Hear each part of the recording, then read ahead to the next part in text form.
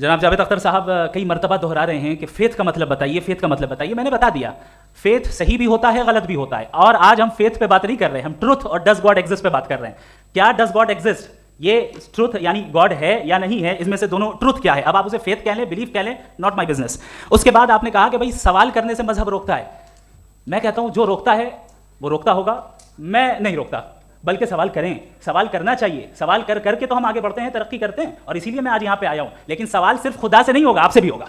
सवाल एथिज्म से भी होगा, सवाल सिर्फ मजहब से नहीं होगा, सबसे होगा। और आज मैं सवाल करूंगा और उम्मीद है कि आप जवाब देंगे। अभी तक आपने वैसे कॉन्टिंजेंसी आर्गुमेंट का कोई जवाब नहीं दिया। चलें, आपने कहा यूनिवर्स के बारे में इटर्नल क्यों नहीं बोल देते। ये चूंकि लॉजिकली पॉसिबल ही नहीं है कि यूनिवर्स इटर्नल हो। यूनिवर्स एक कॉन्टिंजेंट चीज है जो टाइम एंड स्पेस के पाबंद है, टाइम एंड स्पेस से बाउंड है। जो टाइम एंड स्पेस से बाउंड होगा वो कॉन्टिंजेंट होगा, जो कॉन्टिंजेंट होगा वो उसकी बिगिनिंग हुई होगी, जिसकी बिगिनिंग हुई होगी वो इटर्नल नहीं हो सकता। ये तो कॉमन सी बात है। आपने कहा कि किसी मजहबी किताब में डायनासोर का जिक्र नहीं है। अफसोस कि आज तक किसी मैथमेटिक्स की किताब में मुझे डायनासोर का जिक्र नहीं मिला। तो इसका मतलब मैथमेटिक्स की किताब बेकार है? नहीं, उसका वो टॉपिक नहीं है। रेवलेशन का और मजहबी किताबों का टॉपिक ये नहीं है कि आपको आके बताए साइकिल कैसे बनाते हैं, या आकर ये बताएं कि जो है डायनासोर कब था। वो तो मोरालिटी सिखाने आया है, गॉड के बारे में बताने आया, नॉन फिजिकल रियलिटी की हकीकत को सिखाने के लिए आया। रिलीजन साइंस को रोकता है? नहीं रोकता। अगर रोकता है तो गलत करता है। रिलीजन साइंटिज्म को रोकता है, जिसमें हमारे जावेद साहब मुब्तला हैं। साइंस और साइंटिज्म में फर्क है। साइंटिज्म यह है कि आप समझें कि साइंस और साइंटिफिक मेथोडोलॉजी ये नॉलेज को हासिल करने का वाहिद सोर्स ऑफ नॉलेज है। यह है साइंटिज्म। हम इसे रिजेक्ट करते हैं।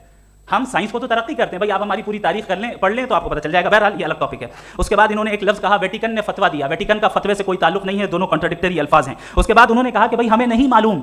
अगर नहीं मालूम तो क्लियरली कह देना कि नहीं मालूम है, इसमें क्या हर्ज है। तो वही तो मैं कह रहा हूं ना कि आप कह दें कि नहीं मालूम, लेकिन क्लेम क्यों कर रहे हैं कि गॉड एग्जिस्ट नहीं कर रहा है। आप कह दें नहीं मालूम है, हो सकता है हो सकता ना हो, लेकिन आप क्लेम कर रहे हैं। The moment you say God does not exist, this is a claim, and now the burden of proof is upon you to, जैसे हमारे ऊपर है।